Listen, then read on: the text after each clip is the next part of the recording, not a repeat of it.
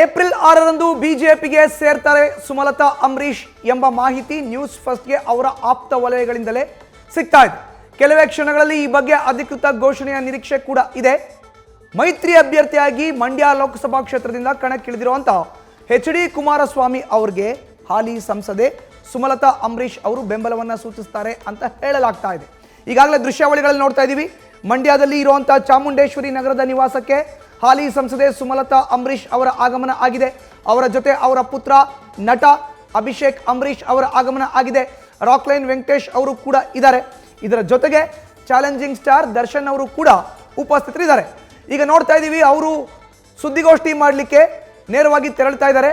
ಸುದ್ದಿಗೋಷ್ಠಿಗೂ ಮುನ್ನ ಮಂಡ್ಯದ ಕಾಳಿಕಾಂಬಾ ದೇವಾಲಯಕ್ಕೆ ಭೇಟಿಯನ್ನು ನೀಡ್ತಾರೆ. ಅದಾದ ಬಳಿಕ 5 ವರ್ಷಗಳ ಕಾಲ ಅವರು ಮಂಡ್ಯ ಲೋಕಸಭಾ ಕ್ಷೇತ್ರದಲ್ಲಿ ಮಾಡಿರುವಂಥ ಕೆಲಸ ಕಾರ್ಯಗಳ ಕುರಿತಂತ ಸಾಕ್ಷ್ಯ ಚಿತ್ರವನ್ನು ಬಿಡುಗಡೆ ಮಾಡ್ತಾರೆ ಚಾಲೆಂಜಿಂಗ್ ಸ್ಟಾರ್ ದರ್ಶನ್ ತೂಗುದೀಪ್. ಇದಾದ ಬಳಿಕ ಅಧಿಕೃತವಾಗಿ ಸುಮಲತಾ ಅವರ ಮುಂದಿನ ರಾಜಕೀಯ ನಡೆ ಏನಿರುತ್ತೆ ಅನ್ನೋದ್ರ ಬಗ್ಗೆ ಖುದ್ದು ಸುಮಲತಾ ಅಂಬರೀಶ್ ಅವರೇ ಮಾಧ್ಯಮಗಳಿಗೆ ಹೇಳಿಕೆಯನ್ನು ನೀಡ್ತಾರೆ. ನೋಡ್ತಾ ಇದ್ದೀವಿ ದೃಶ್ಯಾವಳಿಗಳಲ್ಲಿ, ಮಂಡ್ಯದಲ್ಲಿ ಇರುವಂಥ ಚಾಮುಂಡೇಶ್ವರಿ ನಗರದಿಂದ ಅವರು ಕಾಳಿಕಾಂಬಾ ದೇವಾಲಯದತ್ತ ತೆರಳುತ್ತಾ ಇದ್ದಾರೆ. ಸುಮಲತಾ ಅಂಬರೀಷ್ಗೆ ಪುತ್ರ ನಟ ಅಭಿಷೇಕ್ ಅಂಬರೀಶ್, ನಿರ್ಮಾಪಕ ರಾಕ್ಲೈನ್ ವೆಂಕಟೇಶ್, ಚಾಲೆಂಜಿಂಗ್ ಸ್ಟಾರ್ ದರ್ಶನ್ ತೂಗುದೀಪ್ ಅವರು ಕೂಡ ಸಾಥ್ ನೀಡಿದ್ದಾರೆ. ಒಂದೇ ಕಾರ್ನಲ್ಲಿ ಸುಮಲತಾ ಅಂಬರೀಶ್, ಅಭಿಷೇಕ್ ಅಂಬರೀಶ್, ನಟ ದರ್ಶನ್ ತೂಗುದೀಪ್ ಹಾಗೆ ನಿರ್ಮಾಪಕ ರಾಕ್ಲೈನ್ ವೆಂಕಟೇಶ್ ತೆರಳುತ್ತಾ ಇದ್ದಾರೆ. ಮಂಡ್ಯದಲ್ಲಿ ಇರುವಂಥ ಕಾಳಿಕಾಂಬಾ ದೇವಾಲಯಕ್ಕೆ ಮೊದಲು ಅವರು ಹೋಗ್ತಾರೆ. ಅಲ್ಲಿ ಒಂದು ಪೂಜೆಯನ್ನು ಮಾಡ್ತಾರೆ. ಅದಾದ ಬಳಿಕ ಮಾಧ್ಯಮಗಳ ಮುಂದೆ ತಮ್ಮ ಮುಂದಿನ ರಾಜಕೀಯ ನಡೆ ಏನಿರುತ್ತೆ ಅನ್ನೋದ್ರ ಬಗ್ಗೆ ಅಧಿಕೃತವಾಗಿ ಸುಮಲತಾ ಅಂಬರೀಶ್ ಅವರೇ ಘೋಷಣೆಯನ್ನು ಮಾಡ್ತಾರೆ. ಈಗಾಗಲೇ ಬೆಂಗಳೂರಿನ ಸುಮಲತಾ ಅಂಬರೀಶ್ ಅವರ ನಿವಾಸಕ್ಕೆ ಬಿಜೆಪಿ ರಾಜ್ಯಾಧ್ಯಕ್ಷ BY ವಿಜಯೇಂದ್ರ ಅವರು ಭೇಟಿ ಕೊಟ್ಟು ಸುದೀರ್ಘವಾದಂತಹ ಮಾತುಕತೆಯನ್ನು ಆಡಿದ್ದಾರೆ. ನಿಮ್ಮ ಬೆಂಬಲ ಬೇಕು ನಮಗೆ ಅನ್ನೋದನ್ನ ಹೇಳಿದ್ದಾರೆ. ಅವರ ಮುಂದೆ ಕೂಡ ಸುಮಲತಾ ಅಂಬರೀಶ್ ಅವರು ವಿಸ್ತೃತವಾದಂತಹ ಚರ್ಚೆಯನ್ನು ಮಾಡಿದ್ದಾರೆ.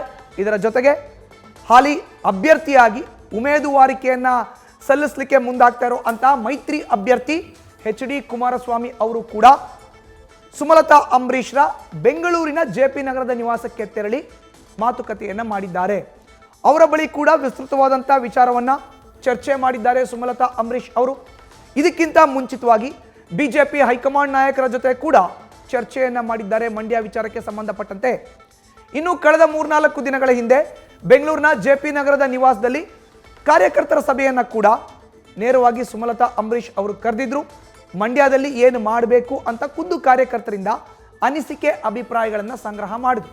ಕಳೆದ ಶನಿವಾರ ಮಧ್ಯಾಹ್ನ 3 ಗಂಟೆ ಸುಮಾರಿಗೆ ಬೆಂಗಳೂರಿನ JP ನಗರದ ನಿವಾಸದಲ್ಲಿ ಕಾರ್ಯಕರ್ತರನ್ನ ಕರೆಸಿ ಮಾತುಕತೆಯನ್ನು ಆಡಿದ್ರು. ಅವರ ಜೊತೆ ಅವರ ಬಳಿ ಇದ್ದಂಥ ಅಭಿಪ್ರಾಯವನ್ನು ಸಂಗ್ರಹಣೆ ಮಾಡಿದ್ರು, ಅನಿಸಿಕೆಗಳನ್ನು ತಿಳಿದುಕೊಂಡ್ರು. ಅದಾದ ಬಳಿಕ ಏಪ್ರಿಲ್ 3ನೇ ತಾರೀಕು ಒಂದು ಟೈಮನ್ನು ಫಿಕ್ಸ್ ಮಾಡಿದ್ರು.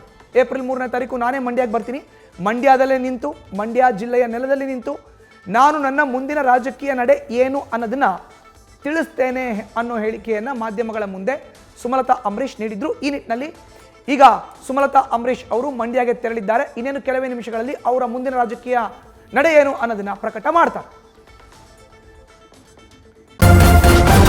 ನ್ಯೂಸ್ ಫಸ್ಟ್ ನಿರ್ಭೀತಿಯಿಂದ ನಿಮ್ಮ ಪರವಾಗಿ.